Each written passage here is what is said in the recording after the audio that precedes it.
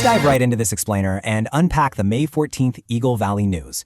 We've actually got a ton of ground to cover today, starting with a pretty urgent public safety situation that is impacting several of our local neighborhoods right now. You know, we all absolutely love stepping outside and taking in that world-class Colorado scenery. But preserving that lifestyle and those incredible Colorado views means we have to pay super close attention to what our environment is doing. Right now, we're dealing with some really intense active situations on the ground, and staying informed is literally our best line of defense. So you're probably wondering, what exactly is the current emergency status up in Cordillera?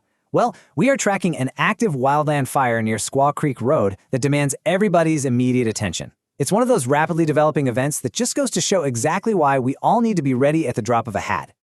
All right, here is the exact situation on the ground right now. This wildland fire has officially forced the closure of southbound Highway 6. Now, if you live in Cordillera, you are permitted to leave the neighborhood, but listen up, because re-entry is heavily restricted. I want to be super clear here. No formal evacuation orders have been issued just yet, but authorities are strictly enforcing these closures, so please, if you're in the area, plan accordingly and give the emergency crews the space they need to do their jobs. Now, what's really fascinating is how Cordillera is actually defending itself against these extreme drought conditions. They've rolled out this really interesting two-pronged approach. On one hand, you've got the tech side. They've deployed autonomous robomowers and installed literally 1,100 solar-powered tree sensors to detect fire fuel loads early. It's like something out of a sci-fi movie. But here's the catch. All that cutting-edge tech is basically useless without us. The whole system heavily relies on residents actually taking the initiative to sign up for communication platforms like Genesis Protect and EC Alert. It's a total partnership between high-tech tools and everyday community vigilance. Shifting gears over to downtown Eagle, today is day 3 of former town councilman Gregory Moffitt's trial in the district court. We're looking at a pretty detailed timeline here.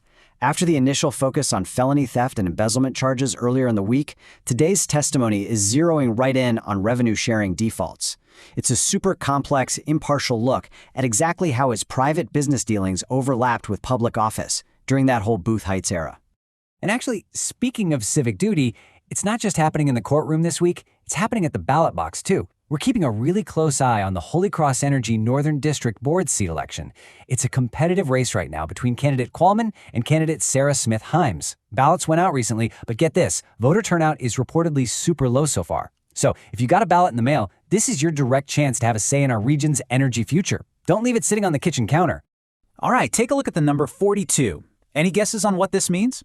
Well, it actually represents an incredible 42 years of dedicated fire service by Vail Fire Chief Mark Novak. He is officially retiring tomorrow, wrapping up an amazing 11-year run leading our local department through some undeniably historic and challenging times for the region. And wow, does Chief Novak leave behind a massive legacy.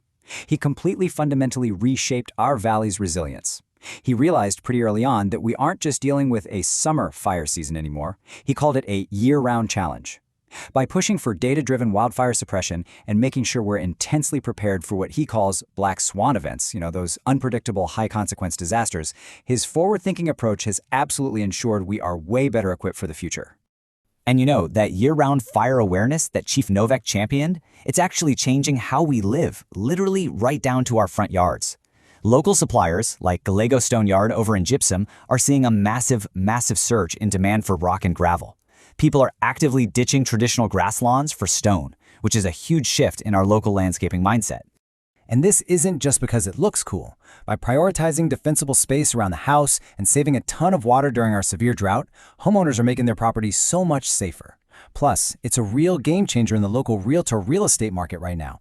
Buyers actively want properties that are drought-resistant, safe from fire threats, and still perfectly framed to preserve those amazing Colorado views without the burden of maintaining a thirsty lawn. Okay, on a much more celebratory note, we absolutely have to shout out some local talent. Breck Boyd was just named the CHSAA 4A Athlete of the Year. He proudly represents the Avon Swim Club and totally dominated the competition, securing not 1, not 2, but 3 individual swimming state titles. What an absolutely phenomenal achievement for Breck, his family, and the whole Avon community. So, with all that going on, are you looking for what to do in Colorado this weekend? Well, you really don't have to look much further than our own backyard. We've got some fantastic community events lined up that offer a little something for everyone. There are just so many great Colorado activities lined up over the next few days. The family favorite Touch a Truck event is making its return, which is always a huge hit with the kids. If you want something a bit more low-key, the Vail Public Library has some awesome literacy programs going on.